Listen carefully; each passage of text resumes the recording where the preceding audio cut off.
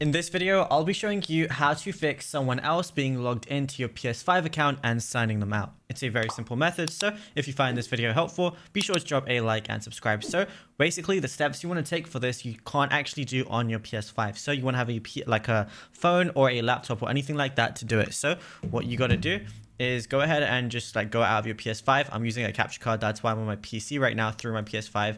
But what you want to do is just go over to your browser of choice. So we're going to be using Google Chrome for this. Then just type in PlayStation Network. And once you type it in, all you want to do is go to the PlayStation Network website and then just make sure you're signed into your account by going to your profile. Then on the top right, click your profile, go to account settings, which is the first option.